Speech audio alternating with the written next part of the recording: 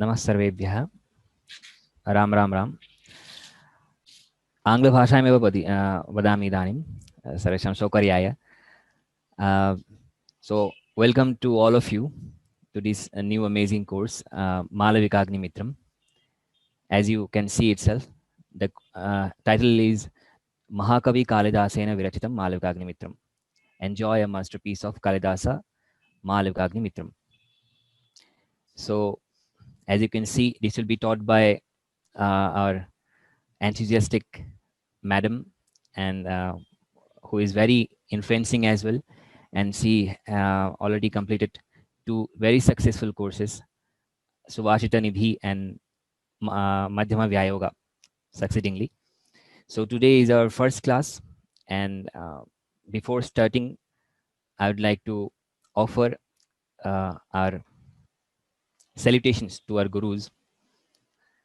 So let's pray to the gurus. गुरुरेव गतिः गुरुमेव भजे गुरुनेव सहास्मि नमो गुरवे न गुरोः परमं शिशुरस्मि गुरोः मतिरस्ति गुरो मम पाहि गुरो. So with the blessings of Guru and Bhagavan, we will start this session. May our learnings becomes Vigna Rahita, and all the main things will be taught by herself only, Sobha Vasuki ma'am, and Miss Sarayuji will be helping us. She will welcome ma'am also. So just I'll not take your time, but before going into the class, I would like to give some webinar guidelines for the people, for the students who have come first and will be using this platform for the first time as well. So just few guidelines to all of you, that you will be receiving reminder email 1 day and 1 hour before, and because you are using Zoom platform, so you have to download the Zoom if you are using mobile. If you are using a PC, then you can directly log in the browser itself. And regarding this mail, you will receive these reminder emails in your inbox. So please check. Next is, yeah, as I have already told you, the platform we are using is Zoom platform. So it is very compatible to all these mentioned platforms, this PC, Android, and iOS. All these versions you can use.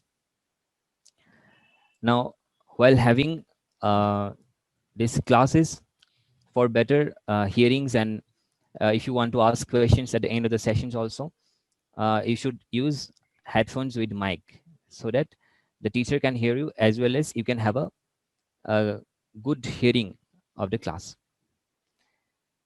Next is, if you have any questions while having these classes, you can raise your hands, and according to the time of the teacher, and she will be lower your hand, and she'll be asking you what the confusions you are having, and you will have those questions answered. Next is, if you have direct questions, then you can ask in this question answer box. You can write, and you will be answered accordingly. Next is, we'd like to request all of you to mute yourself before entering the class. The system is, you will be muted by default before entering the class itself, but once sometimes you might be raising your hands and your confusions are being answered. After that, you should mute yourself again, so to minimize or to avoid the disturbances if you have around you. And last is leave button, so which you will have in the extreme right below your window. So if you have any urgency, suppose you cannot attend the class anymore, then sure, you can leave the class, and you can have those recordings both in YouTube or in our YouTube channel, as well as in the course phase itself.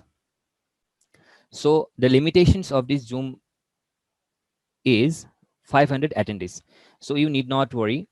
If you have you are the 501 person, then you need not worry again. It will be directed, it will be broadcasted directly in the YouTube channel. You can go and you can watch there. You'll be directed. And our YouTube channel is Vyoma Samskrita Pathshala. If you type in the search button in the YouTube, Vyoma Samskrita Pathshala, you will reach us and you can have those classes.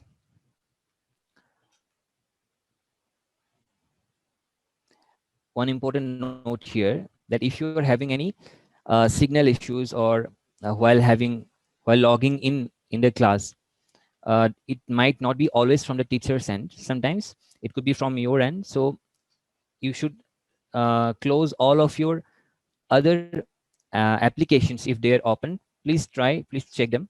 If any applications which are using internet, please switch them off and try to log in again if you're having issues. Now, as I have already mentioned, that all those recordings as well as materials, the materials that we will use in the class, the teacher will use in the class, will be provided in the course phase itself. So this is the link below that you can see, this HTTP. This link I'll provide it here also in the chat, so you can get it. The next one is any content related questions. If you have any content related questions, you can directly ask the teacher.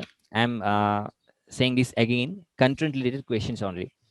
The teacher is very busy, so you should not disturb her regarding asking any other questions. If you have any other questions which is not related to questions, you can type support@vyomarep.in. But for content related issues, you can directly mail the teacher herself, sova.vyoma@gmail.com. So that's all for the guidelines. As you know, the teacher, Dr. Sova Vasuki ma'am, she's a very experienced Sanskrit scholar, and it's really amazing to have classes from her directly. So I hope you all the ways. What can I say more about her? So just enjoy the classes, give your full attendance, and give your full dedications to it, and hope you will all do well. And at the end of the class, at the end of the course, you will have one assessment also.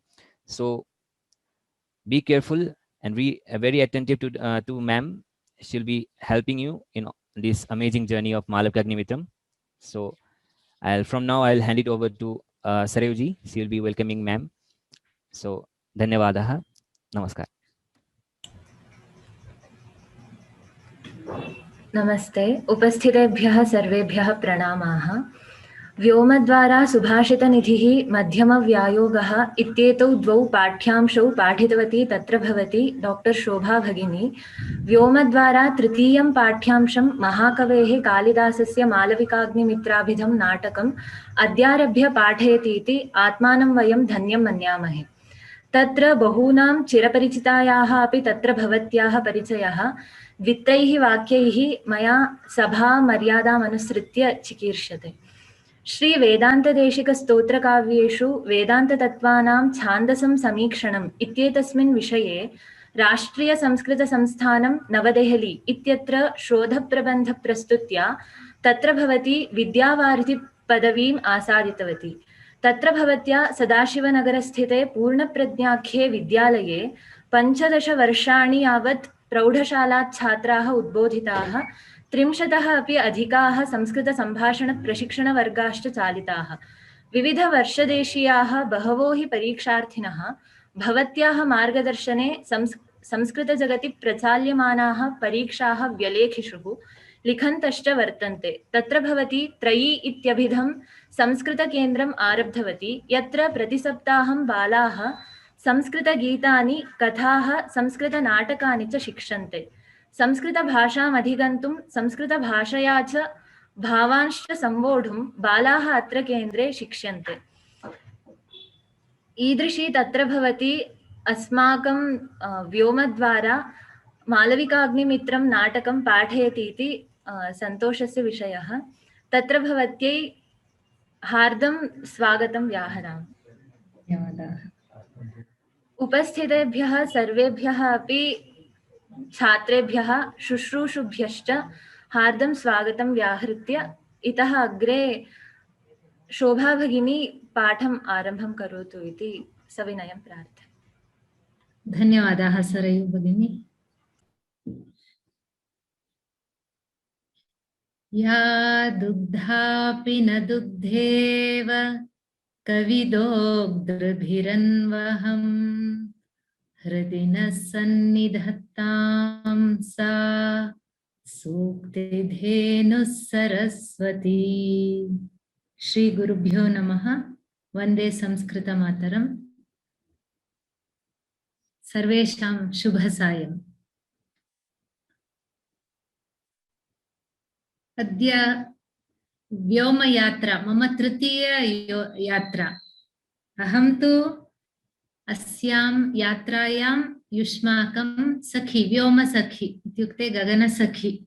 व्योमयानं सिद्धमस्ति, अहं गगनसखी सिद्धा अस्मि। नायकः अस्माकं महाकवि कालिदासः। गम्यमानं स्थलम् इत्युक्ते अस्माकं लक्ष्यं मालविकाग्निमित्रम्। गगनसख्याः कार्यं किं भवति? प्रयाणे यथा आनुकूल्यं भवति तथा सा यथा शक्ति तस्याः मितं भवति तत्र तस्याः। अतः यथा शक्ति सा प्रयत्नं करोति युष्माकं प्रयाणं सर्वं सुखकरं भवतु इति।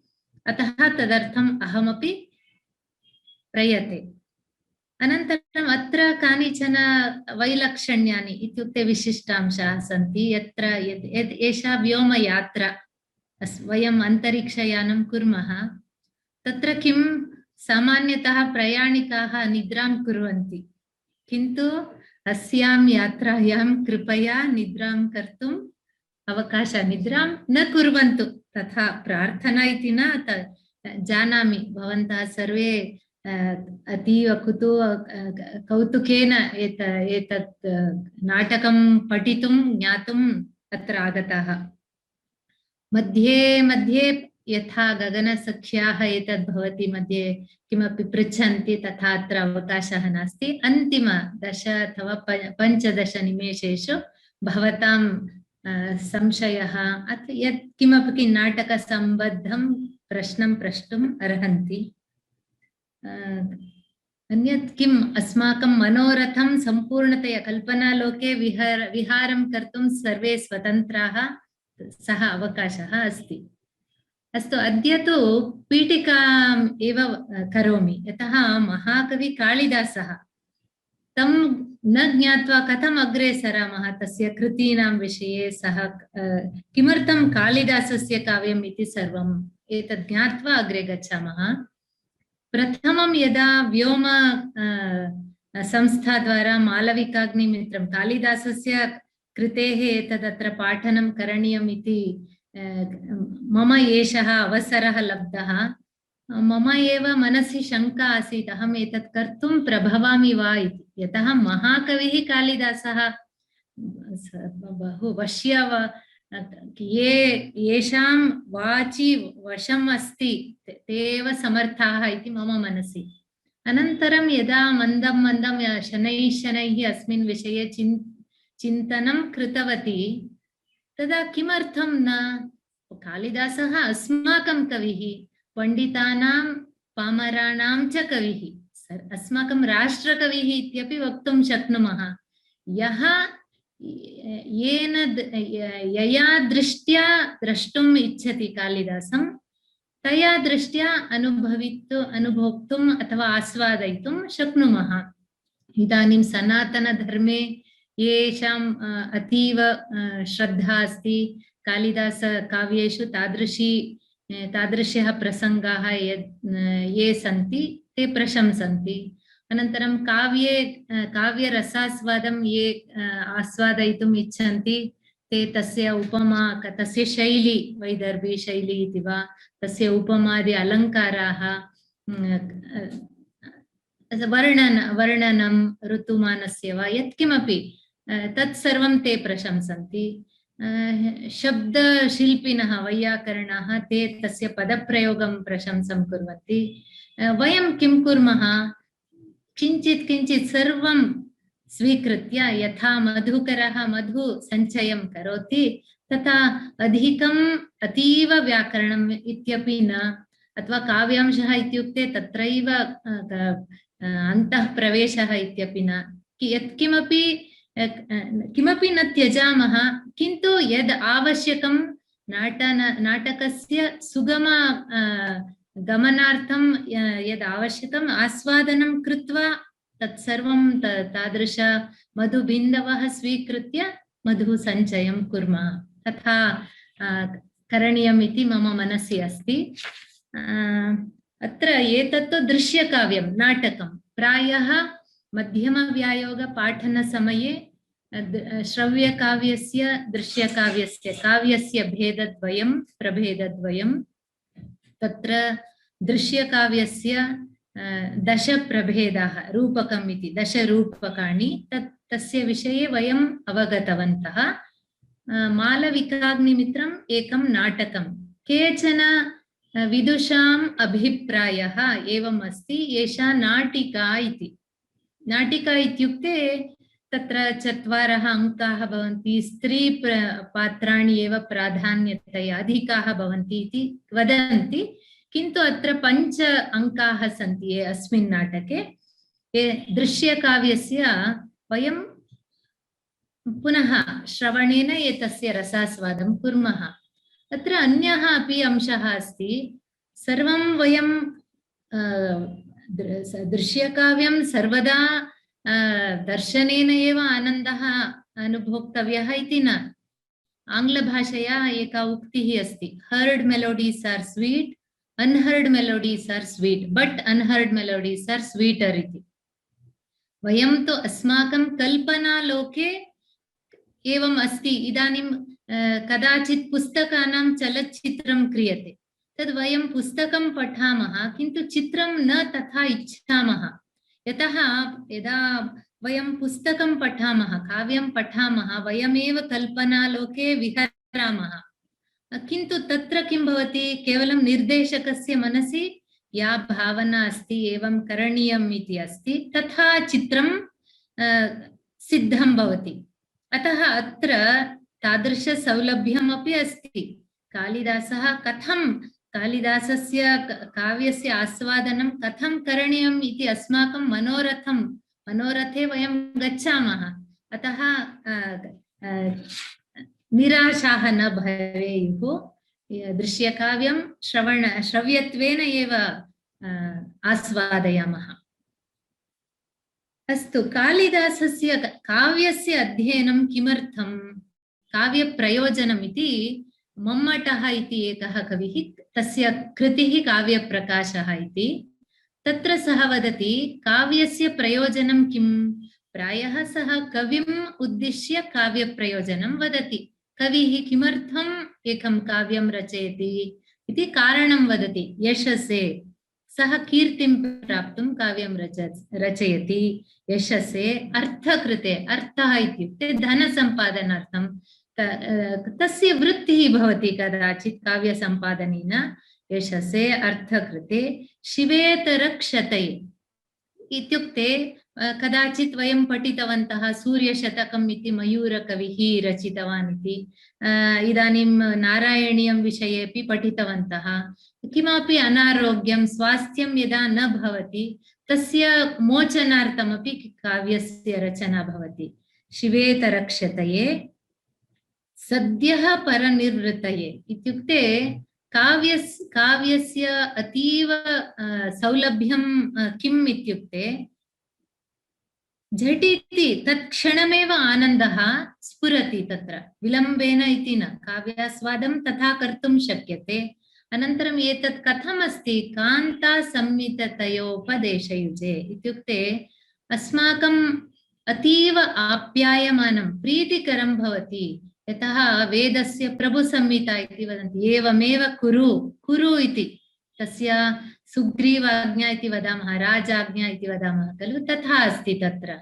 अनन्तरम् इतिहासपुराणानि मित्रसंहिता इति वदामः, यथा मित्रं किं करोति, एवम् एषः सन्मार्गः, एषः एतत् करणीयम् एतत् न करणीयं, यत् भवते रोचते तत् करोतु इति वदति। सः निर्बन्धम् आग्रहं न करोति, तद् मित्रसंहिता भवति। किन्तु काव्यं किं भवति, कान्तासंहिता, अतीव एवमेव करणीयम् इति वयमेव अस्माकं किमपि तत्र आकर्षिताः भूत्वा सन्मार्गदिशि वयमेव गच्छामः स्वयं, तादृशी शक्तिः काव्यस्य अस्ति। अत्र कति कवयः सन्ति, कति कृतयः सन्ति, अनेके नष्टाः, अनेके लुप्ताः।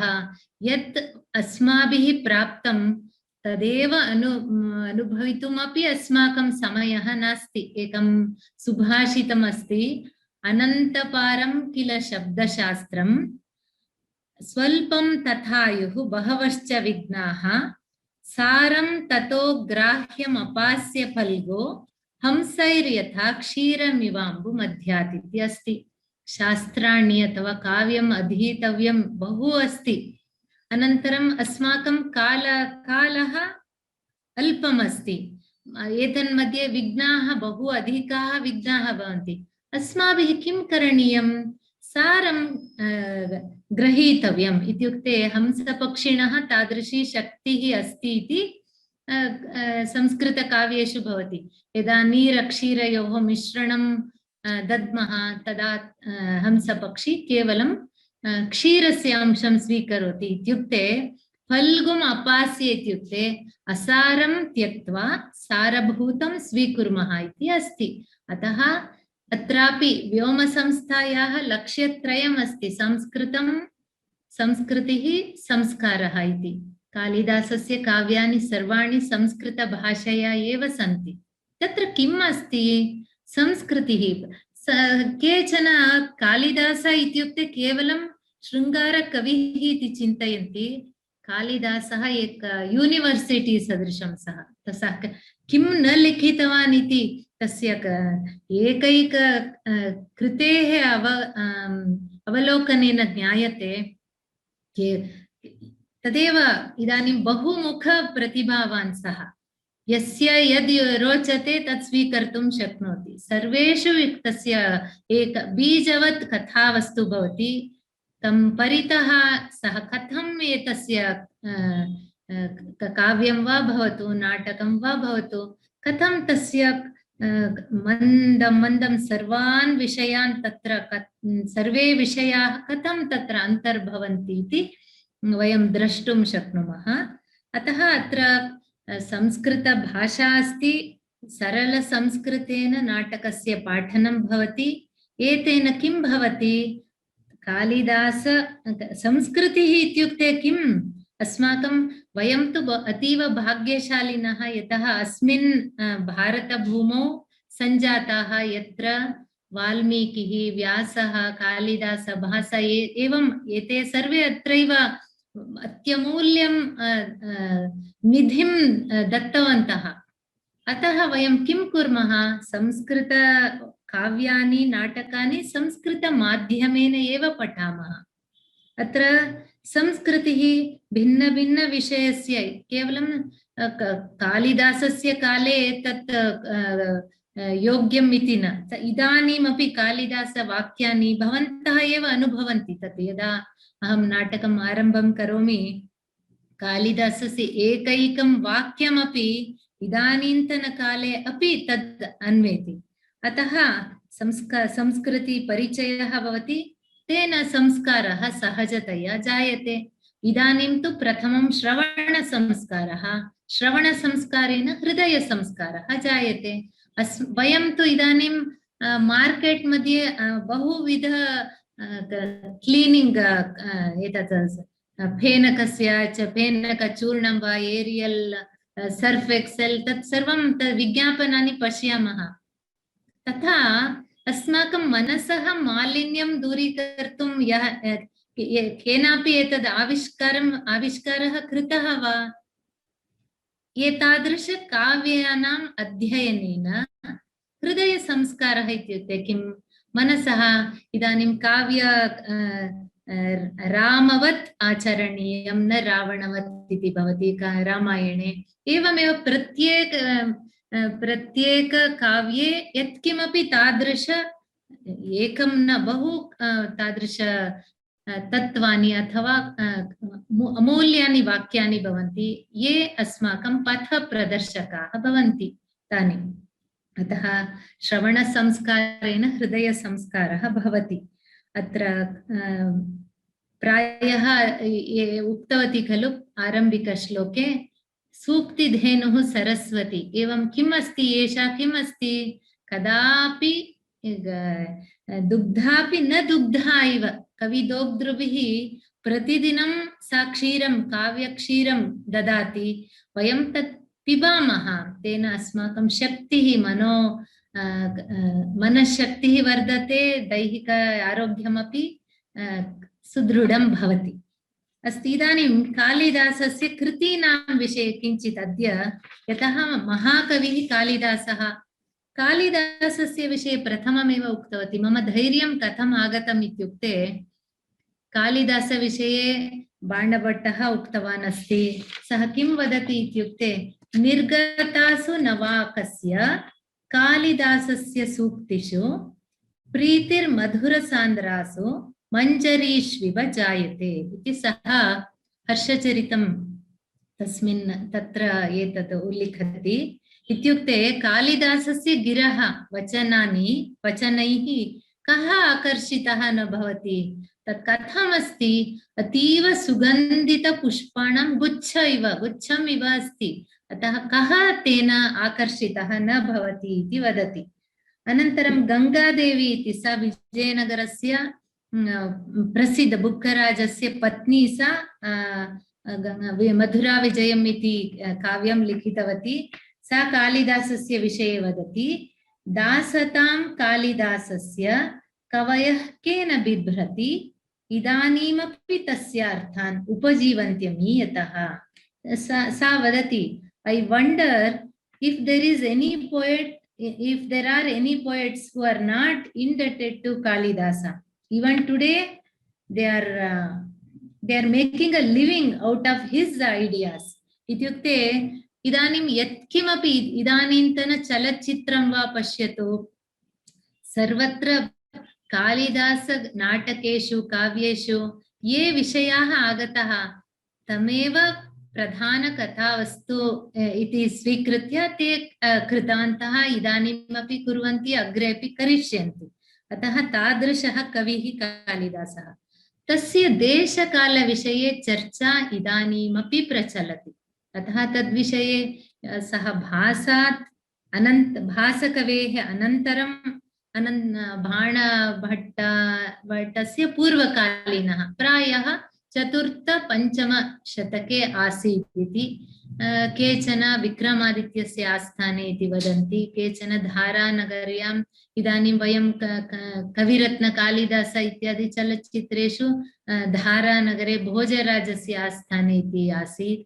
तत्र एवमेव बहु विवादास्पदाः विषयाः सन्ति, किन्तु वयं तस्य कृतयः एव सन्ति अस्माकं पुरतः। तादृश चर्चासु किमर्थम् अस्माकं समयं व्यर्थं कुर्मः? अतः कृतीनां विषये पश्यामः, कुत्र किम् अस्ति इति जानीमः। अनन्तरं कालिदासस्य काव्यत्रयस्यापि मल्लिनाथसूरिः व्याख्यां लिखितवान्। व्याख्या इत्युक्ते किम्? कालिदासः पद्यरूपेण तत्र लिखितवान् अस्ति, तस्य आशयः एवं स्यात् इति मल्लिनाथसूरिः सः लिखितवान् अस्ति। सः सर्वं लिखित्वा वदति, कालिदासगिरां सारं कालिदासः सरस्वती चतुर्मुखो तव साक्षात् विदुर्नान्ये तु मादृशाः मादृशाः मम सदृशाः कालिदासस्य विषये कालिदासं अवगन्तुं न पारयामः न शक्नुमः अस्माकं सामर्थ्यं नास्ति कालिदासः स्वयमेव जानीयात् अथवा सरस्वती तस्य वैदुष्यं जानीयात् अथवा चतुर्मुख सृष्टिकर्ता ब्रह्मा न मादृशः इति मल्लिनाथसूरिः वदति किन्तु पुनः मादृशाम् अस्मादृशां किं का गतिः चिन्ता नास्ति वयं यत् कर्तुं शक्यते प्रयत्नं कुर्मः अनन्तरं कालिदासः एव रघुवंशकाव्ये सः वदति क्व सूर्यवंश प्रभवः सूर्यवंशराजानः कथम् आसन् तेषां विषये अहम् अल्पमतिः कथं वदामि एतत् कथमस्ति इत्युक्ते प्रांशुलभ्ये फले लोभात् उद्बाहुरिव वामनः वामनः लघुकायः अस्ति सः उन्नतः नास्ति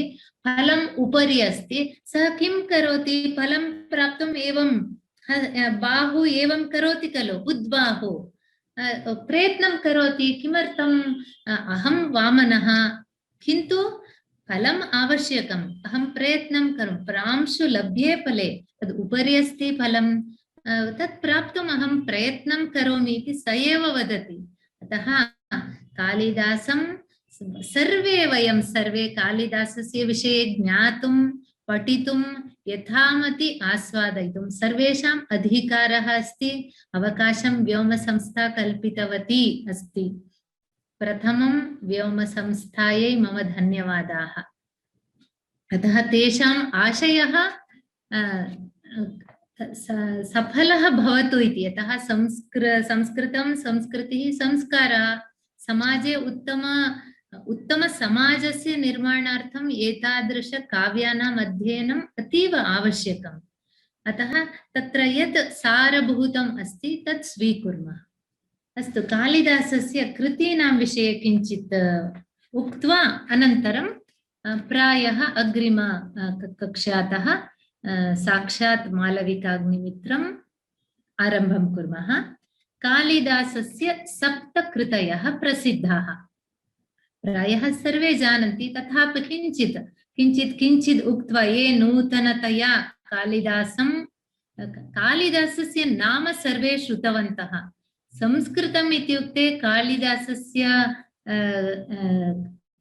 संस्कृतछात्रः इत्युक्ते कालिदास ओ भवान् कालिदासं पठितवान् वा इति गृहे पृच्छन्ति कालिदासस्य विषये जानन्ति तथापि सः किं प्राप्तम् अस्माभिः कालिदासकृतयः इति पश्यामः 7 कृतयः प्रसिद्धाः कालिदासस्य ऋतुसंहारं तत्र किम् अस्ति ऋतु सीजन् तत्र षण्णां ऋतूनां वर्णनं भवति यत् सः फस्ट् इन् एव्रिथिङ्ग् कालिदास ऋतूनां about the seasons I think he is the first ever poet who has beautifully described all the 6 seasons केवलं ऋतूनां विषये इत्युक्ते ऋतुस्वभावः आहारविहारादयः तत्तद् ऋतौ आचर्यमाणः उत्सवाः एवं बहु विषयाः तत्र भवन्ति ऋतुसंहारम् एतत् खण्डकाव्यम् इति वदामः एतत् अनन्तरं मेघदूतं प्रायः सर्वे परिचिताः एव मेघ इत्युक्ते जलदः एव दूतः भूत्वा यक्षस्य सन्देशं तस्य पत्नीं प्रति सः यक्षः स्व आशयम् अथवा स्वमनोरथं स्वपत्न्यै कान्तायै प्रेषयति मेघद्वारा एतत् सन्देशकाव्यस्य एषः पथप्रदर्शकः for everything you take anything whether it is Duta Kavya or Mahakavya or Nataka he is like the first ever pathfinder patha pradarshakah ityeva Meghadute etat prathama giti kavyam atra panchadashadhika shatashlokesh sarve mandakranta वृत्ते निबद्धाः मेघस्य प्रयाणकालः सः किं किं पश्यति, मार्गमध्ये नद्यः, नगर्यः, जनाः, मन्दिराणि, वनानि, तत्रत्य जनजीवनं सर्वं, यदा मेघ उज्जयिनी समीपे गच्छति तत्र उज्जयिनी महिलाः कथं सन्ति, अथवा केरल प्रान्तस्य उपरि यदा मेघः गच्छति तत्र सुन्दरीणां केशाः कथम् आसन् तत्सर्वं वर्णनम्। एवं केवलं मेघस्य प्रयाणविषये न, समग्र प्रयाणकाले यत् सर्वम् अनुभूयते, यत् सर्वं पश्यति, वदति तत्र एवम् अस्ति, तद् यदा गच्छति तत् प्रदेशम् एतत् निश्चयेन पश्यतु इति तदपि वदति। तथा अस्ति मेघद्वारा। अस्तु, द्वितीयं मेघदूतं, प्रथमं ऋतुसंहारं, द्वितीयं मेघदूतं, तृतीयं रघुवंशं। रघुवंशं महाकाव्यम् इत्येव एतस्य ख्यातिः। अत्र 19 सर्गाः सन्ति, सुदीर्घं काव्यं, सूर्यवंशराजानां चरितम् अत्र वर्णितम्। अस्य मूलकथावस्तु वाल्मीकेः रामायणमेव अस्ति, तथापि अत्र मध्ये कालिदासेन एव किञ्चित् अत्र दिलीपमहाराजात् आरभ्य अग्निवर्णः इति सः अन्ते तस्य नाम उल्लिखितः भवति, अग्निवर्णपर्यन्तम् अत्र उल्लेखः अस्ति। अत्र कालिदासस्य it's actually a very beautiful message. प्रायः अग्निवर्णः तादृशः दक्षः राजा न आसीत्, दिलीपः यथा आसीत्, दिलीपेन आरब्धः सः। So it's a great message that great power, if it lacks responsibility, what a disaster it can create. And also any society for that matter, it derives morals from the kind of rulers that is who are governing the body, the ruling system. So it's a powerful message. तत्रापि रघुवंशराजानः कथम् आसन् इति तत् बहु दीर्घवर्णनं भवति, सर्वम् अतीव रमणीयम् अस्ति रघुवंशकाव्यम्। अनन्तरं कुमारसम्भवं। कुमारः इत्युक्ते कार्तिकेयस्य जननं। तत्र 8 सर्गाः सन्ति।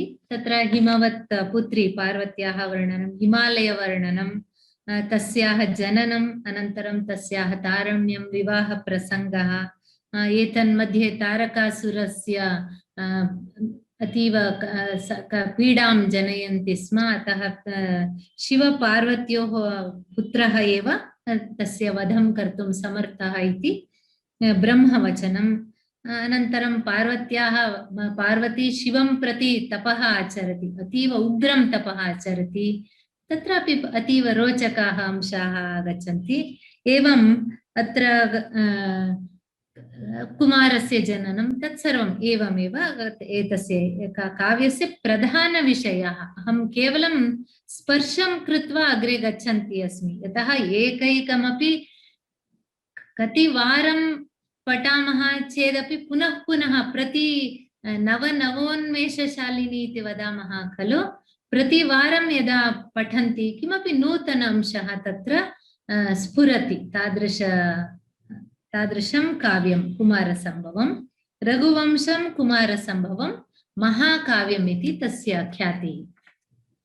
अनन्तरं 3 नाटकानि। प्रथमम् इति वदन्ति मालविकाग्निमित्र कालिदासस्य नाटकेषु एतदेव प्रथमं नाटकम् इति।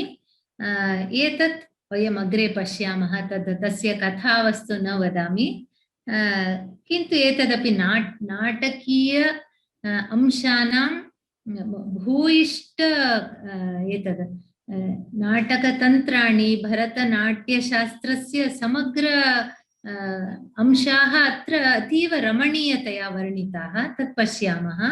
अनन्तरं विक्रमोर्वशीयम् एतदपि नाटकम्। अत्र चन्द्रवंशस्य राजा पुरूरवः अस्ति, अप्सरा ऊर्वशी अस्ति, एतयोः कथा। सर्वत्र सुखान्त्यमेव, कालिदासनाटकानि सुखान्त्यानि। किमर्थम् इत्युक्ते किं सर्वं everybody lived happily ever after इति वयं कथाः पठामः तथा वा इति पृच्छन्ति चेत् तत्र कारणमपि अस्ति। वयम् आशावादिनः, अनन्तरं किं जीवने सर्वं सुखमयं न भवति, मध्ये कण्टकानि भवन्ति, कष्टं भवति, समस्याः भवन्ति, परस्पर वियोगः भवति, सर्वं भवति। किन्तु यदा धैर्येण तत्सर्वं मनोस्थैर्यं यदा भवति तत्सर्वं अतीत्य अन्ते सुखेन जीवितुं शक्यते इति आशयः तथैव शक्यते इत्यपि दर्शयति तथा। अस्तु, विक्रमोर्वशीयम् अनन्तरम् अभिज्ञानशाकुन्तलं। तस्य विषये किं वदामि? काव्येषु नाटकं रम्यं तत्र रम्या शकुन्तला तत्रापि च चतुर्थाङ्कः तत्र श्लोकचतुष्टयम् इत्येव अस्ति तस्य प्रसिद्धिः। काव्येषु दृश्यकाव्य श्रव्यकाव्येषु नाटकम् अतीव रमणीयं, तत्रापि अभिज्ञानशाकुन्तलं। सर्वे वदन्ति एतद् अतीव पक्वकृतिः कालिदासस्य इति। अभिज्ञानशाकुन्तलं अभिज्ञानशाकुन्तलम् अतीव प्रसिद्धं, तत्रापि चतुर्थाङ्कः अतीव प्रसिद्धः। चतुर्थाङ्केऽपि 4 श्लोकाः अत्यन्त हृदयस्पर्शिनः इति वदन्ति। अनन्तरं कालिदास नाटकेषु प्रधानतया केचन अंशाः, सः तत्र किं भवति, सामान्य अंशाः इति वदामि। अभिज्ञान वस्तु मालविकाग्निमित्रे किं भवति, नागमुद्रिका भवति। अनन्तरं विक्रमोर्वशीये सङ्गमनीय मणिः इति एका मणिः भवति। पुनः अभिज्ञानशाकुन्तले महाराजस्य मुद्राङ्गुलीयकं, the finger ring which bears his the king this thing emblem, एतादृश विषयाः भवन्ति। अनन्तरम् आकाशभाषितं भवति, अशरीरवाणी भवति। अनन्तरं तिरस्कारिणी विद्या इत्युक्ते यदा पात्राणि रङ्गमञ्चे अदृश्याः भूत्वा केवलं श्रुतिगोचरं भवति, तादृश। all these are dramatic techniques that Kalidasa has adopted. शकुनानि, ओमेन्, लैक् कोऽपि वदति एवं भवति अस्याः, अथवा तत्र दूर्वासशापप्रसङ्गः भवति। अत्रापि ऊर्वशी, विक्रमोर्वशी अपि तथा भवति। So many dramatic techniques Kalidasa has used, and all these enhance, they fully bring out like the audience or the spectators will be very eagerly waiting what would be the next move with all these twists and turns. Anyat kim tatra मालविकाग्निमित्रे अस्तु, मालविकाग्निमित्रस्य विषये किञ्चित् उक्त्वा, यतः अग्रे एषा तु चारित्रिकघटना आधारित नाटकं। शुङ्गवंशस्य राजा अग्निमित्रः अस्ति। प्रायः मित्र इति तेषां तस्य कुलस्य नाम, यतः तस्य पिता पुष्यमित्र अथवा पुष्पमित्रः, तस्य पुत्रः वसुमित्रः। एवं अग्निमित्रस्य सः विदिशा इति नगरी, तस्याः राजा अग्निमित्रः। अनन्तरं मालविका एषा विदर्भदेशस्य राजकुमारी, किन्तु नाटकस्य आरम्भे वयं न जानीमः सा पट्टमहिष्याः धारिण्याः अन्तःपुरे सा तस्याः परिचारिका भूत्वा अस्ति। अत्र रोचकं विषयम् एवं चित्राणाम् एतत् पेण्टिङ्ग् आर् पोर्ट्रेट् कालिदास हौ ही मेक्स् यूस् आफ् इट्। कदाचित् किं भवति, चलच्चित्रे किमपि प्रथमदृश्ये किमपि दर्शयन्ति, मध्ये तस्य विषये प्रसक्तिः एव न भवति, प्रायः तदनन्तरं विस्मर्यते एव। किन्तु तथा न, अत्र तथा न भवति, तद् आद्यन्तं तस्य पात्रं भवति, निर्जीववस्तु एव कथं रोचकतया कार्यं निर्वहति इति अत्र द्रष्टुं शक्यते।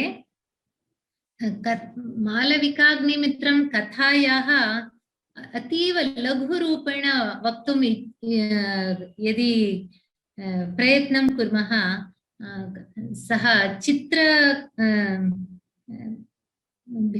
भित्तिपटले, भित्ति इत्युक्ते वाल्, मे बि अ पोर्ट्रेट् आर् वाल् पोस्टर्, तत्र चित्रितायाः मालविकायाः चित्रम् अग्निमित्रस्य हृत्पीठे सा शाश्वतरूपेण तत्र किं चित्रिता न, तत् वशा तस्य हृद्गता भवति। सः अग्निमित्रः विरहाग्नौ सः ज्वलति, अनन्तरं कथं सर्वं सुखान्तेन नाटकं परिणीयते इति पश्यामः। अत्र तयोः प्रणयकथा, तस्य विदूषकस्य पात्रम् अतीव रोचकमस्ति। अत्र तस्य नाम गौतमः इति। तस्य कार्यं तु स एव वदति, कार्यान्तरसचिवः, तस्य नूतन पोर्ट्फोलियो एव दत्तमस्ति। अस्तु, प्रायः मालविकाग्नि किञ्चित् एतत् कुतूहलं सोमवासरे तत् पश्यामः। यत् सर्वम् अद्यैव वदामि चेत् मालविकाग्निमित्रविषये यदि अन्यत् किमपि प्रष्टुम् इच्छन्ति चेत् उक्त्वा अनन्तरं साक्षात् सोमवासरतः आरम्भं कुर्मः। अद्य केवलं वेदिका निर्माणकार्यं, कालिदासस्य कृतीनां विषये। प्रश्नाः सन्ति चेत् भगिनी, प्रश्नाः इति न, अन्यत् किमपि प्रष्टुम् इच्छन्ति चेत् श्रोतारः। किमर्थं मालविकाग्निमित्रं शाकुन्तलं तु लोके प्रसिद्धम् अस्ति, किं न ज्ञातं? किमर्थं मालविकाग्निमित्रं महोदय शाकुन्तलं अत्र किमर्थं मालविकाग्निमित्रम् इति वा? न, कालिदासस्य एकैका कृतिः अपि अतीव रमणीया एव। किमर्थं न इति पृच्छामि अहम्। अस्तु, अग्रे शाकुन्तलमपि पठामः, तत्र एतत् नास्ति। संस्कृतेन भवति वा इति कोऽपि पृच्छति। सत्यम्, अत्र संस्कृतमाध्यमेन एव संस्कृतकाव्यानां पाठनं भवति। तत् पूर्वमेव प्रेषितम्। अत्र यदा व्योमसंस्थाद्वारा अत्र एवं मालविकाग्निमित्र नाटकस्य आरम्भः, वेबिनार् आरम्भः भवति इति, तदा तत्पूर्वमेव सूचितं सरलसंस्कृतेन पाठ्यते इति। अतः पुनः अन्या कापि पृच्छति, वै मालविकाग्निमित्रम् इति वा? अहं पृच्छामि, वै नाट् मालविकाग्निमित्रम् इति। अन्यत् किमपि अस्ति अत्र? हरि ओं भगिनी। एतद् न सम्यक् हस्तोपि स्तः। अस्तु। How was Kalidasa different from other dramatists? Please tell us about the time. See, पूर्वमेव उक्तवती अहं, कालिदासस्य देशकालादिविषये सः कदा आसीत्, कुत्र आसीत् इति इदानीमपि चर्चास्पदः विषयः एव। यतः भाषा is supposed to be the amongst the dramatists, playwrights, Bhasa's name comes first. And there are so many other theories why Bhasa is before Kalidasa. And then Bana was in 7th century. About Bana, everything, his parentage, everything is known. So he must have been between Bhasa and Bana. This is one theory. Maybe 4th or 5th century, and even some historical this thing about Vikramaditya and other details, they support or supplement this. Otherwise, because he describes Ujjaini, very far with very with a lot of detailed descriptions are there. Maybe Ujjaini was his hometown. These are all just nowhere it is nowhere authentically you can say that he belonged to Ujjaini or anything. And how he is different from other dramatists, we will experience. Kalidasa's drama, see, the Kathavastu is like a seed. It can be here, for example, Malavikagni-mitra, just to tell roughly, it's a love story or love affair between Agnimitra and Malavika. If just that would be it's the seed, but how the plot, just like a web, how so many things are there. There is description of Vasantotsava. It's not just one thing. And like Abhijnana Shakuntala, for example, it's a small about Shakuntala Upakhyana, one small mention has been done in Mahabharata. But that Kalidasa has taken, and with so many when you watch a very interesting movie, how many twists and turns, and the spectators are taken for a ride with so many emotions, so many instances, and so many situations. That is his style of poetry. So, and definitely you will experience that. And I'm not telling you, of course, Kalidasa is the best. There is no doubt about it. If we cannot prove, then I may fail in my this thing. Otherwise, Kalidasa Mahakavihi Kavikula Guruho, without any this thing, nobody would have called him like that. Ataha Kalidasaha Eva Kavi. There is one more this thing. Pura Kavinam Ganana Prasange Kanishtika Dhishtita Kalidasa Adyapi Tattulya Kaverava Abhavat. Anamika, this finger. They started counting the best poets in Sanskrita literature, and usually we bend this finger like this. First was Kalidasa, and they could not find anybody who can beat Kalidasa. So this finger became Anamika, nameless. Iti tasya prasiddhi Kalidasasya tadrishi. First, whoever does it first, whether it's an invention or anything, definitely the credit has to be given to them. Later, that original idea developing in different ways that anybody can do. But the first comes, no, that nobody can deny that fact. Astu, Mahodaya, kimapi madhye kshamyatam adhikam uktavati adya madhye.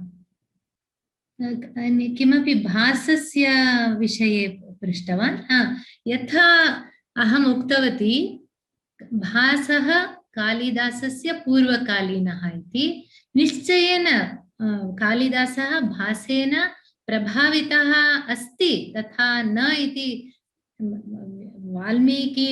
वाल्मीकिना व्यासेन पूर्वकालीन कविभिः सः निश्चयेन प्रभावितः किन्तु तस्य he has a unique way of presentation that has to be experienced. Deepankar Mahodaya अथवा सरयू भगिनी. हरि ओम भगिनी. दो हस्तौ उद्घाटितो स्तः इति मन्ये तडय आदर्श पुनः देविका रवि इति पैनलिस्ट करोमि अहम्.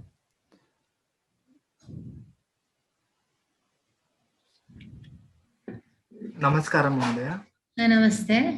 मम प्रश्नः एतत् कि काव्येषु अभिज्ञानशाकुन्तलम् अन्यतमः इति सर्वे जानन्ति. तत् विहाय अग्निमित्रम् एव स्वीकृतवन्तः किल. अतः एषः हेतुः अस्ति वा? कारणं किम् इति वा? भवान् घटोत्कच पत्रधारी खलु? अहमेव. आदर्शः ध्वनि स्वरः ज्ञातः. न तत्र कालिदासस्य सर्वाणि काव्यानि, काव्यं वा भवतु नाटकं वा भवतु, अत्युत्कृष्टम् एव. इदानीं तस्य कारणं किमपि न.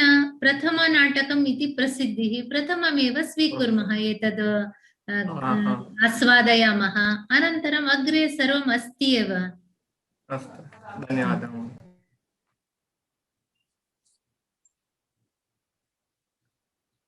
तदेव वै नाट् इति अहं पृष्टवती, तस्य उत्तरं भवान् एव ददातु। वै मालविकाग्निमित्रम् इत्युक्ते वै not. Why not means why first, I mean. तत्र Malavikagnimitra, the speciality of this drama is dramatic techniques, how beautifully Kalidasa has used here. It's a very anybody can get so much of knowledge about all these things. अस्तु, धन्यवादः।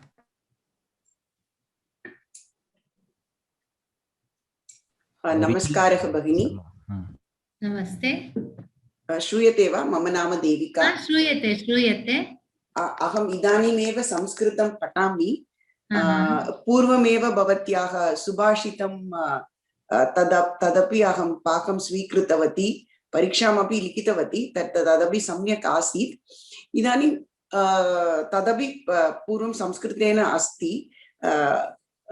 एतत् विषयं कालिदासस्य नाटकविषयम् अस्ति। अहम् अन्वयम् इति तादृशविषयम् अहं न जानामि। I mean, what should I know more to enjoy the class? इदानीम् अहं किमपि पठनं वा अथवा भवती किं वदति तदेव? अत्र एकं सौलभ्यम् अस्ति, मध्यमव्यायोगे बहवः श्लोकाः आसन्, ज्ञातं वा? तत्र तदर्थम् अन्वयरचना, प्रथमं पदच्छेदः, अन्वयरचना, प्रतिपदार्थः इति, तद् केवलम् एकाङ्कस्य नाटकं, व्यायोगः इति रूपकम्।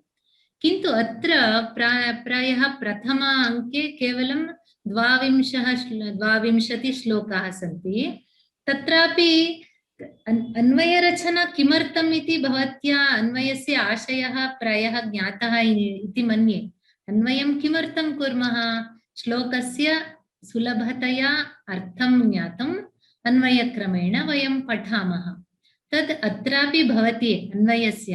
किन्तु नाटके यः प्रधानः अंशः तद् वयम् आस्वादयामः। अत्र श्लोकस्य एव विषये पुनः पुनः, यतः सुभाषितानाम् एव भिन्नं। सुभाषितानां सामान्यतया कण्ठपाठः क्रियते चेतेव महते उपकाराय, तद् उपयोगाय भवति। किन्तु अत्र तथा न। सर्वेषां श्लोकानां मध्ये मध्ये सुभाषितानि अपि भवन्ति। इत्युक्ते उत्तम यद् नीति श्लोकः भवति तद् तस्य विषये किञ्चित् अधिकं तादृशान् श्लोकान् कण्ठपाठं करोतु। पुराणमित्येव, श्लिष्टा क्रिया, तादृश श्लोकाः सन्ति। किन्तु सर्वत्र तत् न आवश्यकम् इति मम अभिप्रायः। इदानीं यत् भवती जानाति तत् पर्याप्तं। तत् नाटकस्य रसास्वादं कर्तुं दट्स् एनफ्, तत् पर्याप्तम् इति मम अभिप्रायः। अन्यत् किमपि करणीयं नास्ति भगिनी। धन्यवादः भगिनी। सम्यक् वदति। अन्यत् किम् आवश्यकं? अवगच्छति।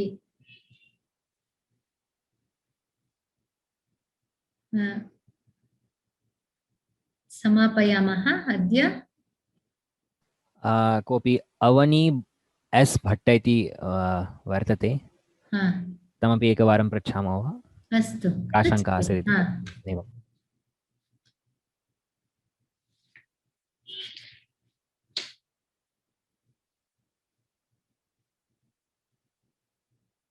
किं प्रश्नः अस्ति वा? अत्र तु न दृश्यते।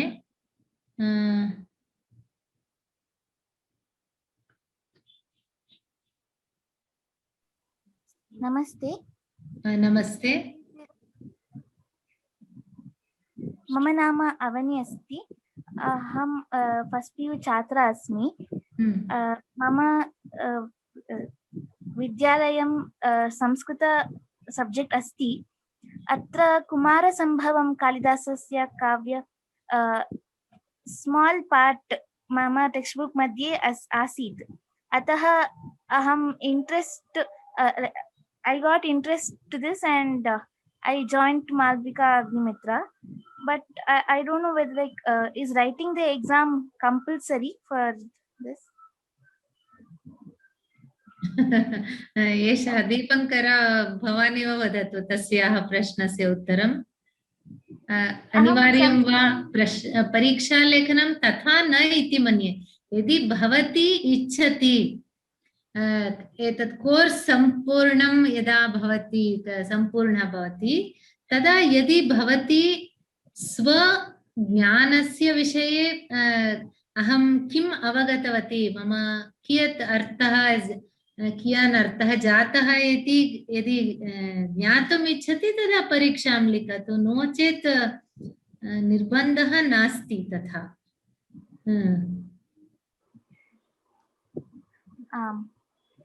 अहं संस्कृतं I can understand, परन्तु I cannot speak. चिन्ता नास्ति, यद् आसक्तिः अहं मन्दं मन्दं वदामि, अतीव सरलया भाषया एव वदामि, पदानि परिचितानि एव पदानि, मातृभाषा कन्नड वा भवतु, तमिळ् तेलुगु मलयाळं यत्किमपि भवतु, संस्कृतभाषा पदानि तत्र सन्ति एव, तादृशपदानि एव अत्र उपयुज्य मन्दं मन्दं वदामि। अतः प्रायः कस्यापि समस्या न भवति इति मन्ये। तथापि कापि समस्या अस्ति चेत् अन्तिम 10 निमेषेषु प्रष्टुम् अर्हन्ति।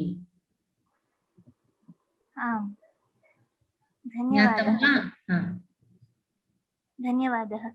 स्वागतम्।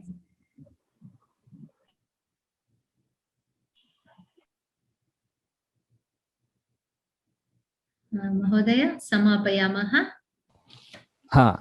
एवं भगिनी।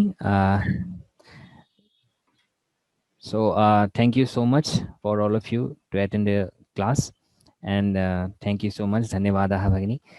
And from today onwards, the class will continue on Monday and Wednesday from 6:30 to 7:30. We will await your attend and please come and have this amazing journey with us, with Vyoma and with ma'am. And मम अन्या एका सूचना अस्ति। Probably I think the PPT will be shared on the screen. So for those who want to make notes, what I suggest is you can take a printout. Actually, you can give you can insert blank sheets in between, so that if you want to clarify any word or anything related to that, you can make a note of it. You can make your own notes. So I think Mr. Srinivasan Mahodaya saha darshitavan asit madhyama vyayogasya samaye. Tadanantaram yada asmakam shravya etad the audio presentation abhavat tada, he had made it like a book, so with neat caption and all that. Srinivasan Mahodaya from Cochin, I think he had done that. So what I suggest is you can get a printout and you can get blank sheets inserted in between to make notes. So that will be handy, and not just for the sake of exam I'm talking. Exam is just to test yourself whether you are attentive in the class or whether you have really enjoyed the class or not. Now, see, exam is to test ourselves. Don't let us not go by marks or any this thing, even at this listing. Pratamam kavyasvadam kurvantu, Kalidasasya shaili, tat sarvam, we pay more attention, or you can also, it's not, I'm not telling that whatever I tell is the final this thing. So many people have spoken about Kalidasa in different languages, Kannada, English, Hindi, sarvam asti. Saralaya bhashaya samskrita kavyasya samskritena eva आस्वादनम् अत्र क्रियते। एषः एव व्योम संस्थायाः उद्देशः, ममापि आशयः एषः एव। अतः संस्कृतम् इति भीताः न गच्छन्तु, प्रीत्या आगच्छन्तु, आसक्त्या। अहमपि मन्दं मन्दम् एव वदामि। कालिदासस्य शैली एव तथा रमणीया वर्तते। प्रथमम् आस्वादयन्तु, अनन्तरं परीक्षाविषये भीतिः कष्टम् इति तत् सर्वं निष्कासयन्तु। यदि इच्छन्ति स्वीकुर्वन्तु, न इच्छन्ति त्यजन्तु, तावदेव। अवश्यं भगिनी, धन्यवादाः। सर्वे भवन्तु सुखिनः, सर्वे सन्तु निरामयाः, सर्वे भद्राणि पश्यन्तु, मा कश्चित् दुःखभाग् भवेत्। ओम शांति शांति शान्तिः। धन्यवादाः श्रोतृगणस्य। अनन्तरं सोमवासरे 6:30 मिलामः। तद्दिने नाटकस्य आरम्भं साक्षात् कुर्मः। इदानीं प्रायः पीठिका कालिदासस्य विषये अतीव लघुपीठिका। एतत् गजं यदि आदर्शे मुकुरे दर्शयामि तथा कालिदासं 5 निमेषेषु यदि कालिदासस्य विषये वदामि तत् केवलम् एक अणु तावदेव, किन्तु तत् पर्याप्तं। मालविकाग्निमित्र नाटकमेव अधिकं पश्यामः। तत्र पात्रपरिचयः, तत् अनन्तरं सर्वं कथम् आरम्भः भवति तत् सर्वं पश्यामः। साक्षात् नाटकस्य एव आरम्भः। अस्तु, मिलामः। शुभरात्रिः। धन्यवादः दीपङ्कर, सरयु। धन्यवादः महोदय। राम राम राम। हाँ,